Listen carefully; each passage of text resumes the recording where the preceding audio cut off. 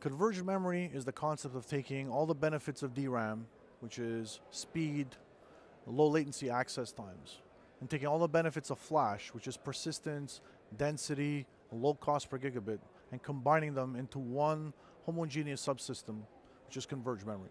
Converged memory is possible by using the foundation that we built, which is memory channel storage.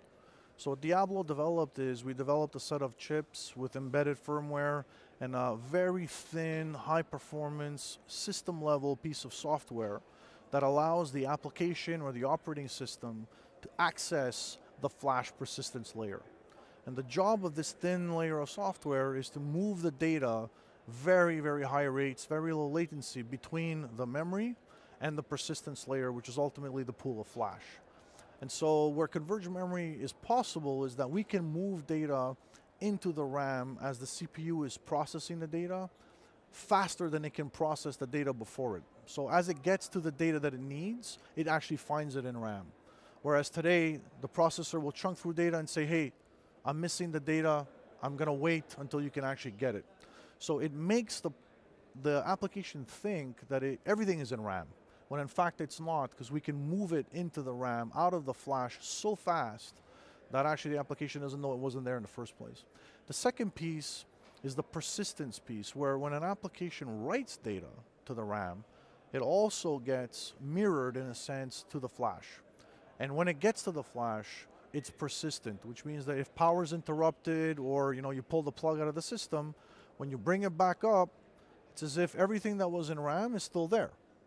Now that's a very powerful concept because it means that when an application is ingesting data, it writes it into the memory array, it's done. So in the past, it would have had to write it into the memory array and then ship it off to the storage media so that it can be saved and never lost. Now when it writes it into the memory, it's done, so it can actually keep doing work. So what it does is it allows you to streamline the application and really focus on making it do work as opposed to making it move data around. And this is the benefit of converged memory. Again, taking the benefits of flash and RAM and combining them seamlessly and homogeneously into one memory pool. So imagine an in-memory database that has a pool of 1 terabyte of memory. Imagine now expanding that by a factor of 10, 12 terabytes. So that processor, those threads, all of that resource that somebody's paying for to crunch through data and do real-time analytics, and now has access to 10 times more data. And what happens is that processor becomes literally 10 times more efficient.